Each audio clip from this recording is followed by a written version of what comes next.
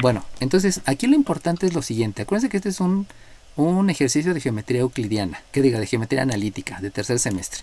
Pero lo importante es que el par de circunferencias quiere decir que esta que está aquí es una circunferencia y que esta que está acá es otra circunferencia.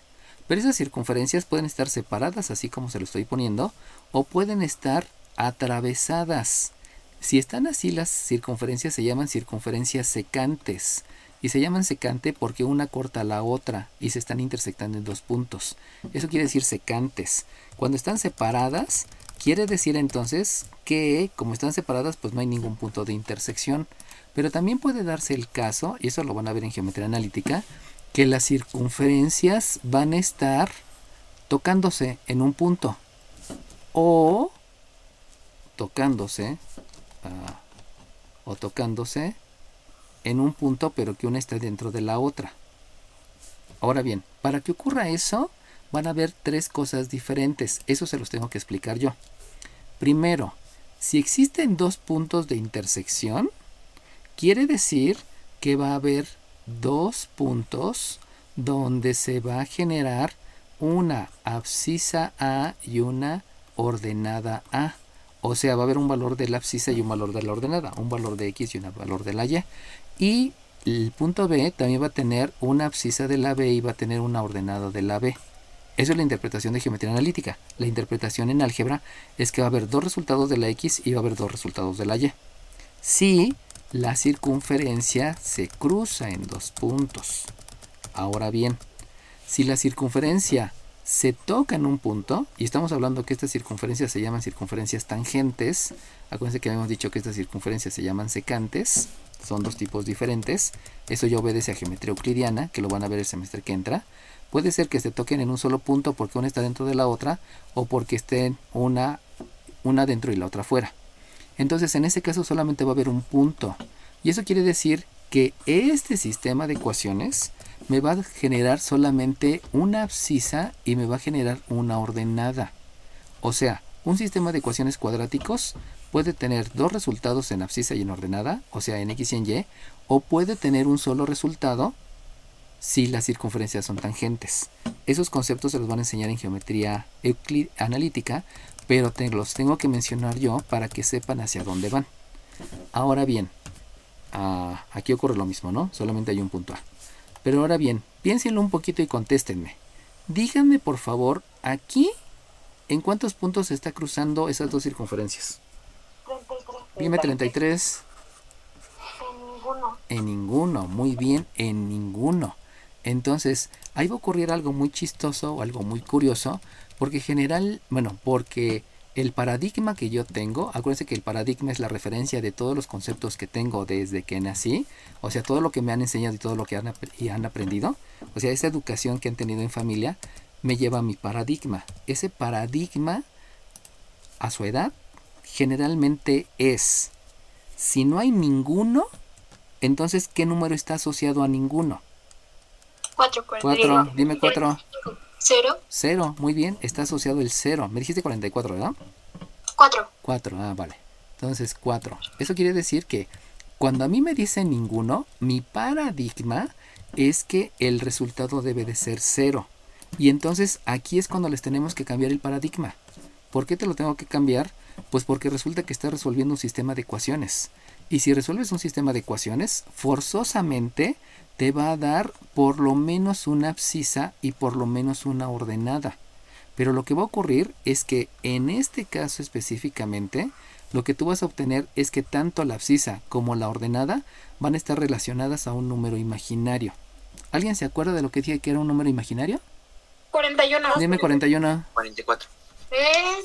¿Es asociado a la raíz? Me dijiste la mitad. Te pongo la mitad 41. ¿Alguien más? 12. 12. Dime 12. ¿Proviene de la raíz cuadrada de números negativos? Ok, proviene de la raíz cuadrada de números negativos. Eso quiere decir entonces que lo que va a ocurrir cuando yo resuelva mi sistema de ecuaciones, si me da de resultados números negativos porque hay una raíz cuadrada de un número negativo, eso me va a implicar que las circunferencias jamás se van a tocar. Eso es lo que quiere decir esta parte. Por eso son tan importantes los números imaginarios. Y alguna vez mi paradigma me llevó a que alguna persona me dijo que las raíces de números negativos nunca existían. Y eso no es cierto. Simplemente, debido a la conceptualización que tenía esa persona, me lo explicó de esa manera. No está mal. No se queden ahí con que me lo enseñaron mal. No. Lo que ocurre es que cada vez voy a ir aprendiendo más y más y más y más cosas. Y eso es lo importante, ¿no? Les voy a poner un ejemplo. Alguna vez a mí me enseñaron en la superior, fíjense, en la Escuela Superior de Ingeniería Mecánica y Eléctrica, cuando yo iba en octavo semestre, a mí me enseñaron, si aquí tienes un aislante, ¿qué quiere decir un aislante? Quiere decir un plástico. Si tienes un aislante, la corriente eléctrica nunca va a pasar. Y yo crecí con eso. Por eso te pones los guantes cuando estás trabajando con luz, te pones guantes de plástico y ya no recibes descargas eléctricas. Pero cuando llegué a la maestría, cuando llego al Centro de Investigación y Estudios Avanzados del Poli y que empiezo a estudiar la maestría, me dice mi maestro, el primer día de clases, me dijo el maestro Somoza, ¿cómo me acuerdo? Me dijo, ay de ustedes el que me diga que un aislante impide el paso de la corriente, porque eso no es cierto. Y nos lo explicó con una teoría. Y dije, ¡oh! Viví engañado. Y no es cierto, no estabas viviendo engañado. Simplemente la conceptualización a nivel ingeniería, con esa basta, no necesitas más. Pero cuando ya vas a hacer una maestría o un doctorado, te tienen que decir la verdad de las cosas. ¿Cuál es la verdad? La corriente eléctrica atraviesa los aislantes. Lo único que pasa es que lo hace en menor grado. Y ese grado es un 10 a la 1. O sea, se disminuye 10 veces. Es un grado. Por eso el exponente tiene que ver con el grado. Y de ahí pues ya entendí que pues no es que esté mal, ¿no? Simplemente te tienen que explicar algo adicional. No me meto con más cosas porque te meto ruido. O sea, vamos poco a poco vas creciendo. Eso es lo importante. Entonces, una vez que ya me entendieron toda la conceptualización que viene relacionada a la circunferencia y por qué es importante los números imaginarios, por favor no vuelvan a decir, y si escuchan que alguien lo dice, aclárenselo. Si no les quiere hacer caso, pues ya se lo aclararon, y si no quiso entender, pues ya está bien, no pasa nada. Entonces, lo que va a ocurrir es que en este sistema de ecuaciones puede haber dos soluciones, puede haber una solución o puede haber números imaginarios. Dos soluciones son dos circunferencias que se atraviesan. Una solución es una circunferencia que toca la otra, ya sea afuera o ya sea adentro. E imaginario es que nunca se van a tocar. Pero no quiere decir un cero. Ahí es donde ya hay que cambiar, que lo imaginario es lo que yo no veo, pero que sí existe. Recuerden que en la telefonía, ya para concluir eso, en la telefonía, en las casas, antes había un cable por cada número telefónico. O sea, el 53, 92, no sé qué. Ese era un cable.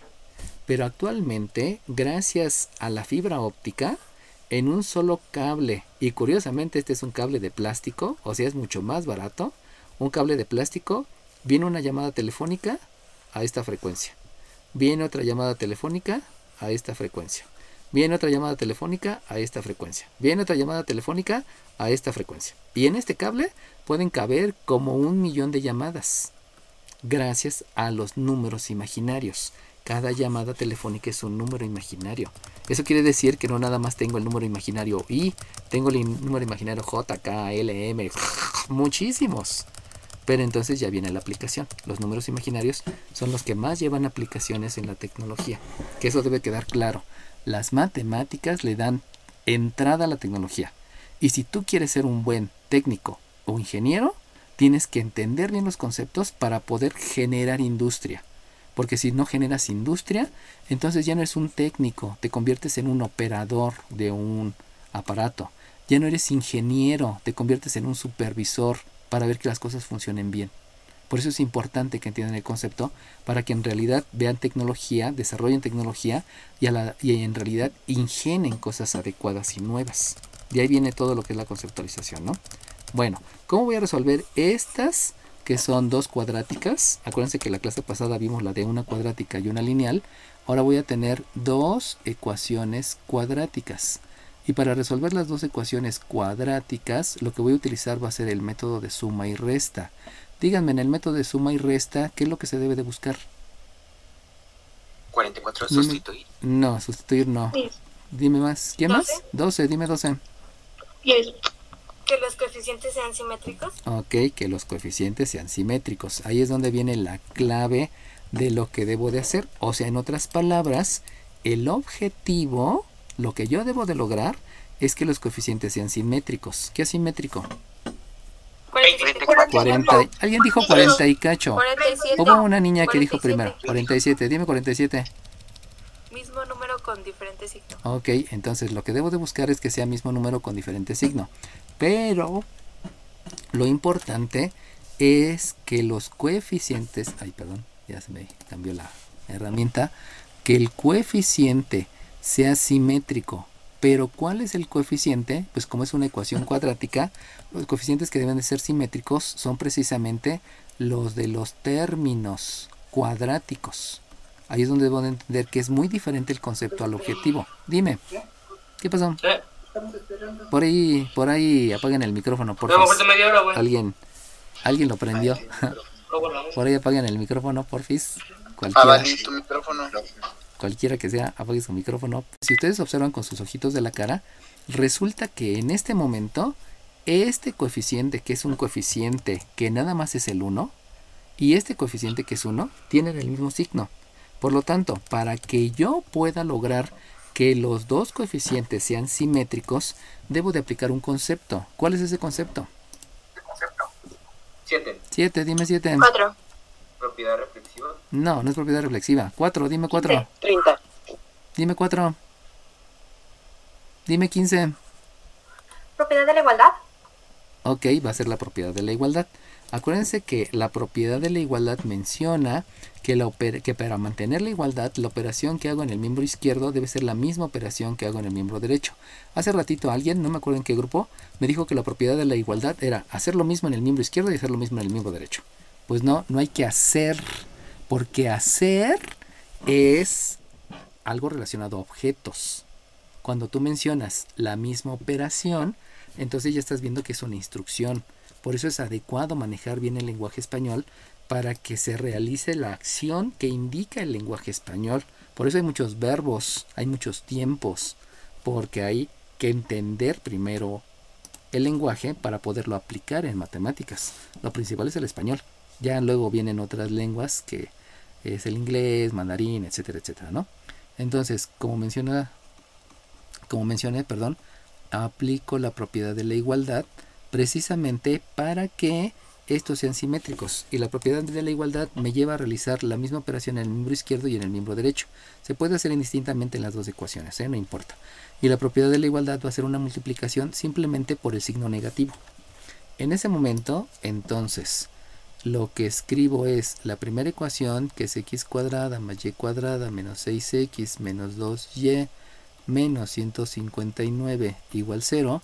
Y la otra es menos x cuadrada menos y cuadrada más 18x más 18y menos 153 igual 0.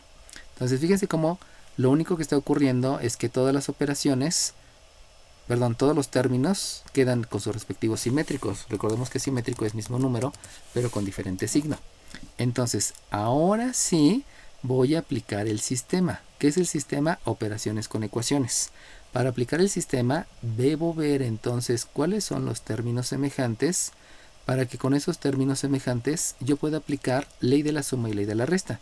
Si se dan cuenta, básicamente la gran mayoría es ley de la resta porque los signos son diferentes, pero en la última es ley de la suma. Entonces vamos a escribir el concepto que es ley de la resta y el otro concepto que es ley de la suma, y eso me lleva entonces a que esta primera operación me da un 0, obviamente el 0 no lo escribo. Esta segunda operación me da un 0, el 0 tampoco lo escribo. Esta siguiente operación, ahí sí, aplico ley de la resta y entonces me da por resultado un 12x que es positivo por la ley de la resta. Luego aquí viene otra operación que por ley de la resta me va a quedar más un 16y porque son términos semejantes.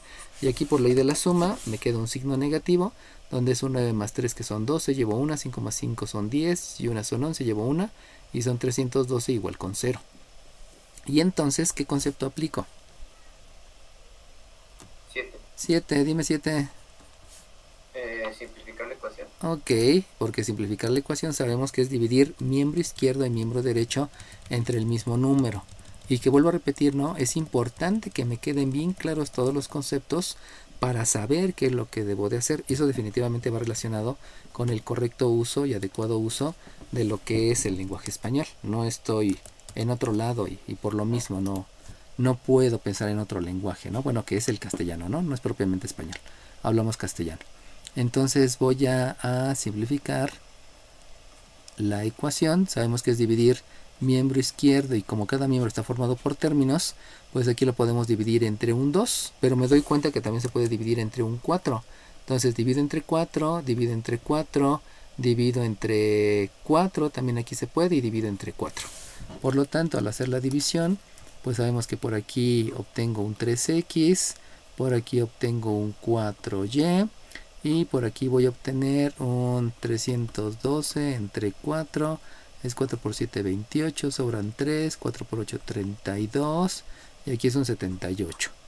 Y lo que pienso es en aplicar un método. Aquí tal vez sí sería adecuado el método de factorización, donde el método de factorización es de la forma x cuadrada más bx más c, donde el método me menciona que debo de multiplicar estos dos números.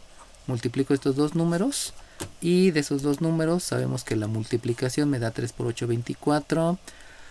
Llevo 2, 3 por 7, 21 y 2, 3, me da 234. Y hay que ver todos los números que me dan por resultado 234. Los cuales hay que aceptarlos, son muchas parejas. Entonces, por comodidad, para no estar pensando en la factorización, que es como que luego muy latosa, entonces mejor me olvido de eso y pienso en el objetivo, que es completar el trinomio cuadrado perfecto.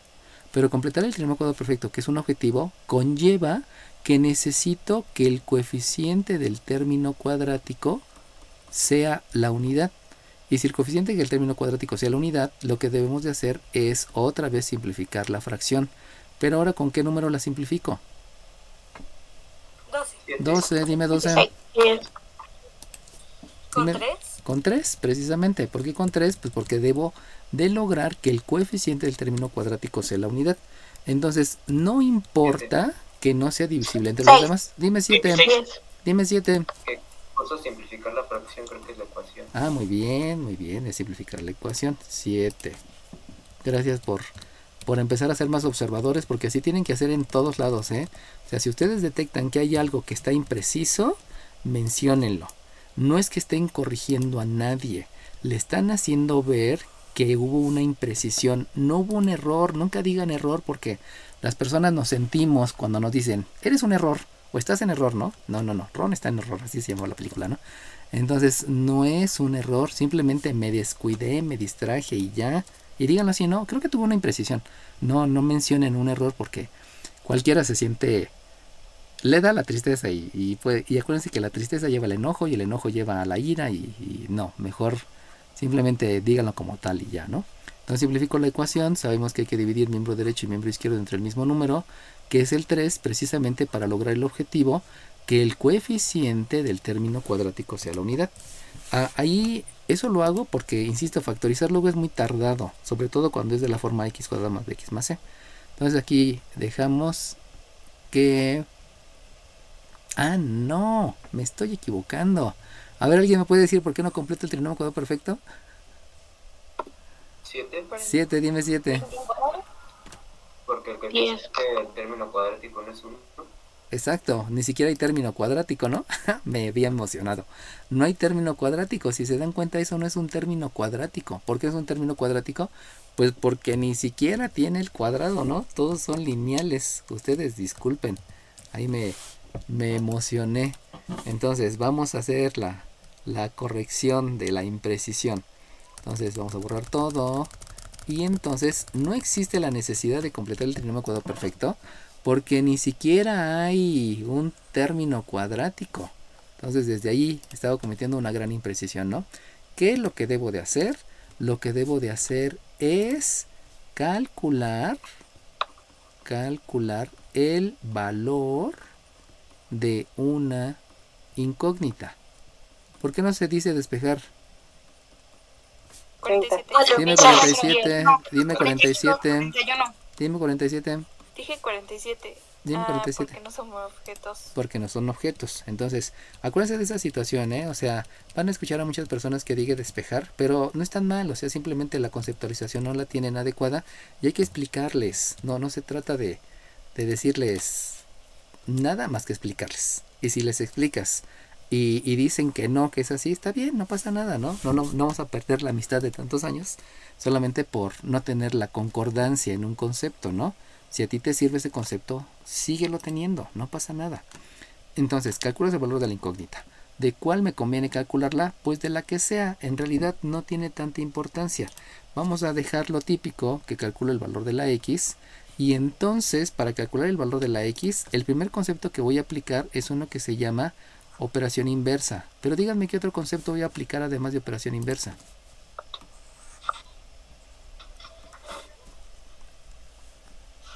¿No? 46. Dime 46. ¿Es propiedad reflexiva? No, no es propiedad reflexiva. Ok, bueno. 6. Dime 6. ¿Propiedad de la igualdad? No, dime 10. Ok, bueno, el concepto que voy a aplicar, no tampoco, el concepto que voy a aplicar es el de fracción parcial. ¿Qué quiere decir fracción parcial? Pues fracción parcial quiere decir que yo voy a escribir una fracción con los elementos que forman esa fracción. O sea, con operación inversa a ti te debe haber quedado que esto es un 78 menos 4y. Acuérdense que siempre se escribe primero el número positivo, aunque haya una variable, ¿no? Primero va el positivo. Y fracción parcial quiere decir que esto lo debo de dividir entre 3. Pero al aplicar el concepto de fracción parcial, entonces esto va a quedar dividido entre 3 el primer miembro y entre 3 el segundo miembro. Ese es el concepto de fracción parcial. Obviamente, también pude haber calculado el valor de la y, y si hubiese calculado el valor de la y, hubiese sido un 78 debido a la operación inversa y un menos 3x debido a la operación inversa. Y con fracción parcial, aquí hubiese quedado un 4 y aquí hubiese quedado un 4. Entonces, estos dos, cualquiera que ustedes utilicen, se utiliza operación inversa y fracción parcial. Ahora, debo de decidir cuál es la que me conviene más. Yo ya había dicho desde el principio que era calcular el valor de la x. Y si ustedes se dan cuenta, el 78 es divisible entre 3. ¿Cómo saben que el 78 es divisible entre 3? 47. Dime 40. ¿Y qué me dijiste? ¿40 y qué? 47. Por Dime. criterios de divisibilidad. Ajá, ¿cuál es el criterio? Eso es lo que quiero saber. Que el número tiene que terminar en un múltiplo de 3. No, esa no es la razón. 7, dime. 24. Dime La 7. suma de los números deben dar un múltiplo de 3. Ok, te voy a poner medio punto porque no es la suma de los números, número 7. Es la suma de las cifras. Acuérdense que ahí tengo que estar también especificando adecuadamente lo que es un número y una cifra. Un número es la representación simbólica de una cantidad y una cifra es la posición que ocupa el dígito en el número. No solamente hay que aprendérselo de memoria, sino hay que entender el concepto, ¿no? Entonces, ya habíamos dicho que el que vamos a utilizar va a ser el cálculo del valor de x. Este no lo voy a utilizar. No lo voy a utilizar, o sea, no tiene ninguna importancia el que no lo haya utilizado, ¿no? Simplemente fue una decisión. Entonces, obviamente, aquí aplico jerarquía de operaciones para saber cuál es la operación que hago. La operación, obviamente, es una división. Y entonces escribo que la x se va a calcular como 78 entre 3, me toca de a 2, sobra 1, 6 por 3, 18. Por lo tanto, es un 26. Y a ese 26 le voy a restar 4 tercios multiplicados por y. Díganme por qué se debe de escribir así. 30. Dime 30. 41. Dime 30. Por la definición del término. Ok, acuérdense que el término me dice que forzosamente, o sea, no es opción, es forzosamente, primero debe de estar el signo, luego el coeficiente, luego la variable con exponente y luego la función exponencial. O sea, eso es a fuerza, no es una opción, para que no se queden con que, oiga maestro, pero lo escribí así, que no está bien. No, ¿por qué? Porque el término se debe de escribir de una manera adecuada, no es como yo quiera, debido a que gracias a esa manera de escribirlo puedo hacer una mejor implementación y puedo manejar más adecuadamente la ley de los signos, las tablas de multiplicar, el simplificar la fracción, las leyes de los exponentes, etcétera, etcétera, etcétera.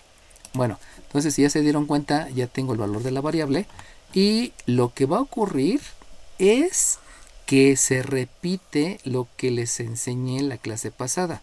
Y lo que les enseñé en la clase pasada era que el método era sustitución. En otras palabras, ese valor de la x que acabo de calcular lo debo de sustituir en alguna de estas dos. ¿Alguien me puede decir en cuál de las dos la voy a sustituir y por qué? 30. Dime 30. En la primera porque se manejan números más pequeños. Ok, acuérdense que siempre lo que debo de buscar es precisamente que los números sean más pequeños. ¿Por qué? Porque eso me lleva a que las operaciones sean con números menores y obviamente eso me lleva a una mayor eficiencia. Y la eficiencia va relacionada con la exactitud, va relacionada con un consumo menor de energía y por eso pues voy a hacer lo que me mencionó su compañero. En otras palabras, todas las X las voy a reemplazar por este valor. ¿Es que está re feo, maestro? Pues ni modo. Así es, esta X y esta X la reemplazo. Por lo tanto, voy a escribir un binomio al cuadrado, donde ese binomio al cuadrado es el formado por un 26 menos 4 tercios de y, más una y cuadrada menos un 6 que multiplica a 26 menos 4 tercios de y menos 2y menos 159 igual con 0. Bueno, en este momento quiero que quede bien claro. ¿Se han dado cuenta que todo lo que he hecho en un ejercicio de tercer semestre, todo es álgebra? O sea, no he metido para nada cómo graficar. ¿Por qué? Porque eso me lo van a enseñar en geometría analítica y eso está súper fácil. El graficar está súper fácil. Lo que más lleva tiempo va a ser el álgebra que van a aplicar en tercer semestre. Por eso es importante que dominen los conceptos y obviamente dominar las aplicaciones. En dónde se aplica y en dónde no y por qué. Bueno, ahora bien, ya que les hice notar que todo es álgebra, no he hecho otra cosa más que álgebra, empiezo a proceder y resulta que lo primero que debo de hacer es jerarquía de operaciones para darme cuenta que aquí tengo términos y esos términos no son semejantes. Ya revisé el concepto de términos semejantes, decido que no son semejantes y por lo tanto lo que debo de hacer es el binomio al cuadrado. Y yo ya les había mencionado que un binomio al cuadrado, cuando es una resta, va a ser el cuadrado del primero menos el doble producto del primero por el segundo más el cuadrado del segundo. Eso es un producto notable que lo aprendieron en la secundaria y que aquí pues es el único producto notable que vamos a utilizar. Y ya que haya hecho eso, obviamente necesito aplicar leyes de los exponentes, que aquí ya está implícito, ley de los signos, que aquí ya está implícito, y definición de potencia, que ahí ya está implícito. Posteriormente me voy a dar cuenta que este menos 6 hay que distribuir la multiplicación sobre los elementos de la resta. Por lo tanto, voy a utilizar la propiedad distributiva y esa propiedad distributiva conlleva el uso de la ley de los signos.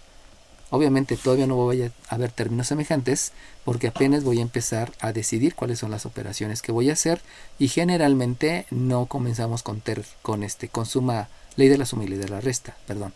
Entonces, vienen las complicaciones de tercer semestre, ¿eh? O sea, ya en tercer semestre el decir 26 al cuadrado es como decir 3 por 1, ¿no? O sea, hay que hacer la operación. 6 por 6, 36, llevo 3, 6 por 2, 12, aquí me lleva 15, 2 por 6, 12, llevo 1, 2 por 2, 4, y una que llevo son 5, por lo tanto aquí son 676. Por lo tanto, el primer número es 676, que yo lo hice a mano, como me decían en la primaria, hazlo a mano. Y luego viene el doble producto del primero por el segundo. Y si ustedes se dan cuenta, aquí viene involucrada una multiplicación de números racionales. Por lo tanto, hay que multiplicar 2 por 4. Estoy utilizando obviamente la propiedad conmutativa, que viene implícito en el binomio al cuadrado, que es un concepto robusto. Entonces 2 por 4 me da 8. Luego hay que multiplicar el 8 por el 26. Si multiplico por 26, 6 por 8, 48. Llevo 4, 2 por 8, 16 y luego 20. y entonces ya me da un 208. Obviamente, como aquí hay denominadores, pues quiere decir que son 208 tercios. Entonces aquí es menos 208 tercios. Es para que se den cuenta lo que van a hacer en tercer semestre, ¿eh? Por eso tienen que ir subiendo de nivel y cada vez tienen que hacer operaciones más rápidas y cada vez los conceptos los tienen que dominar más y cada vez tienen que ser mejores estudiantes. ¿Por qué? Porque van creciendo intelectualmente en grados académicos, que eso lo debieron de haber hecho desde la secundaria, ¿no? Sabemos que a veces en la secundaria no crecemos de esa manera. Ahora bien, si yo voy a elevar el segundo término al cuadrado, sabemos que hay que aplicar propiedades de los exponentes, porque hay que elevar el 4, la y y el 3 de manera independiente. Eso me lo permite la segunda propiedad de los exponentes. Por lo tanto, aquí tengo un 16, aquí tengo un 9 y por ley de los exponentes aquí tengo un y cuadrada. Acuérdense que binomio al cuadrado es un concepto robusto y que en ese concepto robusto viene involucrado todo lo que ya he aprendido. Simplemente, ¿no? Bueno, dime. Ya no te Creo escuché. que se le olvidó la Y en el 200. Ah, sí, tienes razón. ¿Qué número de lista me dijiste? 7. 7, ok, tienes razón. Se me olvidó la Y. Les digo, las imprecisiones son malvadas, ¿eh? Por ahí hay una película que está muy linda, ni me acuerdo cómo se llama, ¿no? Donde, sí, se llama No se aceptan devoluciones. Y en esa película, que es el principio, ¿no? Le dice Eugenio Derbez a la niña, y a la siguiente que no me avises que te quedaste, me voy a enojar contigo, ¿no? Pues la niña ni habla, ¿no? Más bien al que se le olvidó fue al papá, ¿no? Bueno, ya. Siguiente. De ahí sabemos que se vuelve a escribir la y cuadrada. Aplico la propiedad distributiva con ley de los signos. 6 por 6 me da 36. Llevo 3. 6 por 2, 12. Y con los 3 que llevaba es 56. Luego menos por menos es más. Aquí con este me da un 2, el 2 por el 4 me da un 8. Obviamente es por jerarquía de operaciones. ¿Cuál es la que hago primero? Recuerden que siempre se divide o se simplifica. Por eso el dicho popular que es divide y vencerás. Eso surgió no de los Napoleones, no de allá, surgió de mate. Y matemáticas se conoce desde los griegos, ¿no? De ahí surgió el refrán de divide y vencerás, no de las guerras. Entonces me da un 2 y 2 por 4 es 8. Entonces aquí es un 8y, luego viene un menos 2y y luego viene un menos 159 igual con 0. Ahora bien, platíquenme cuál es el concepto que debo de aplicar luego de ver la ecuación. 12. Dime 12. ¿Término semejante? No. 4. 4, dime 4. ¿Jerarquía de operaciones? No, dime 6. ¿Sustituir la ecuación? No, ok, bueno, el concepto más importante que debo de aplicar luego de ver la ecuación, o sea, no tengo que ser como que muy hábil, es la propiedad de la igualdad, y esa propiedad de la igualdad va a ser con el mínimo común múltiplo. ¿Por qué? Pues porque aquí tengo un número racional y aquí tengo otro número racional. Y acuérdense que trabajar con números racionales es complicado, o sea, lleva más proceso. Por lo tanto, lo que hago es aplicar la propiedad de la igualdad, la misma operación que haces en el miembro izquierdo es la misma operación que haces en el miembro derecho para mantener la igualdad, y vas a multiplicar por el mínimo común múltiplo. ¿Cuál es el mínimo común múltiplo? 30. Hubo una niña que me dijo 10. ¿Dijiste 10 o dijiste 15? Hubo una niña que... 10. Dime 10. ¿Cuál es el mínimo común múltiplo?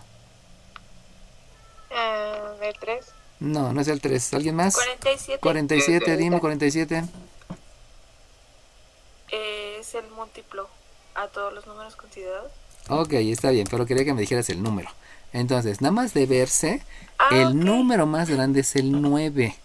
O sea, el múltiplo, el mínimo múltiplo, recuerden que múltiplo es multiplicar. Entonces me doy cuenta nada más de verse que entre estos dos el múltiplo es el 9. Múltiplo, recuerden, el que surge de la multiplicación. No vayan a hacer el 3 por 9 porque esto les da 27. Generalmente eso hacían en la primaria. Simplemente multiplican y ya. ¿Por qué les decían así? Pues porque a veces explicarle a un niño de cuarto de primario es complicado. Porque es todo un proceso. Desde el kinder hay que enseñarles a que pongan atención y que hagan las cosas por sí mismos. Si no, llegan a la primaria y cuesta mucho trabajo que un niño de primaria aprenda. Por eso es todo un esfuerzo de papá, mamá, tíos, abuelos, familia, todos, ¿no? Que es lo más importante, la escuela. Así que hay que hacer la tarea, 2 horas para hacer la tarea y todo lo demás para estudiar. Y también hay que divertirse, ¿no? O sea, eso es formacional más bien. Entonces, el mínimo común múltiplo es el 9, multiplico por un 9 por acá, multiplico por un 9 por allá, y entonces aplico la respectiva propiedad distributiva. Propiedad distributiva. Y entonces, pudiera de una vez agregar esto que está aquí. Si se dan cuenta que aquí hay una resta. Entonces, perdón, hay una ley de la resta. Entonces, lo que yo pudiera agregar de una vez, o sea, después de multiplicar por el número común múltiplo, entonces pues de una vez pudiera agregar lo de términos semejantes, y de esos términos semejantes obviamente ya aquí entra la jerarquía de operaciones.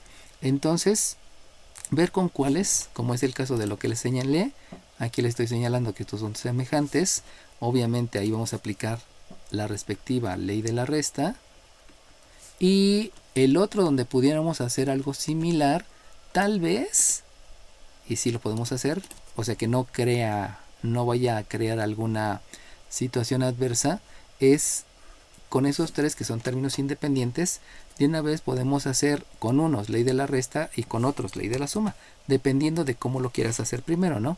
Quizás primero quieres sumar los números negativos y luego quieres restarlos, o primero restarlos, no lo sé, ¿no? Pero escribimos las dos. Entonces, fíjense bien, ¿eh? Comienzo con el más importante. ¿Cuál es el más importante? Pues es la y cuadrada. Si aplico la propiedad distributiva con ese 9 y ese 16, ustedes se van a dar cuenta con sus ojitos de la cara que por jerarquía de operaciones, en lugar de multiplicar el 9 por el 16, mejor divido. Y si divido 9 entre 9 me da la unidad. Y 1 por 16 me da 16. ¿Qué voy a escribir? Un 16. Pero si de una vez, aprovechando que ya soy más listo con esto, le agrego, porque son términos semejantes, el 9y cuadrada, resulta que aquí tenía 16y cuadrada más el 9y cuadrada, me da por resultado un 25y cuadrada. Y de una vez estoy aplicando varios conceptos, y no quiere decir que sea inteligente, lo único que quiere decir es que ya me sé los conceptos. A veces le llaman a eso, ay, es que eres un ñoño, ¿no? No, son conceptos y ya. Entonces, de una vez trabajé a la par los dos números, primero aplicando una propiedad distributiva con jerarquía de operaciones para saber que este 9 con este 9 me da 1 y por 16 me da 16, y más el 9y, por eso me da el 25y cuadrada. Y luego, ya que hice eso, me voy a... dejen ver, tenemos 10 minutos. Y luego me voy con el otro término, lo voy a poner con otro color.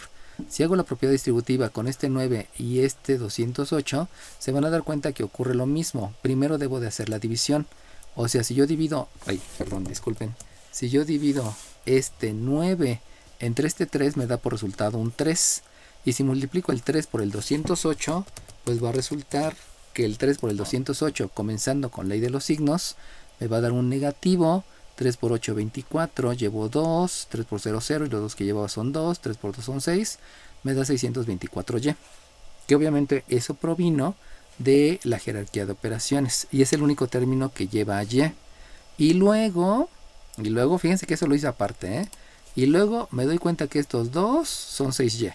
Y si aplico también la propiedad distributiva con esos, pues en lugar de ser 6, me va a resultar que voy a tener un más 54y. Los voy a escribir aquí separados para no hacer más operaciones de un solo jalón y que pudiera causarles confusión en el momento de estarlo repasando, ¿no? Y por último me voy con el término independiente, donde tengo un menos 156, tengo un menos 159, obviamente es ley de la suma. 6 y 9 son 15, llevo 1, 10, 11, llevo 1, 315 es negativo, pero con este 676, pues son 676 menos 315, aquí es 1, aquí son 6, aquí son 3, que me da positivo, pero como lo multiplico por 9, de una vez me va a quedar que esto va a ser positivo.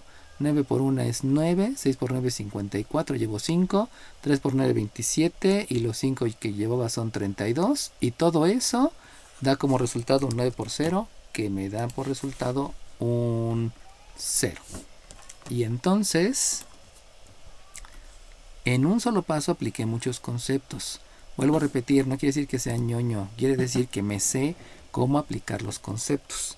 Obviamente, Profe. dime. ¿Y entonces para qué anotó el otro 9 del otro lado de la operación?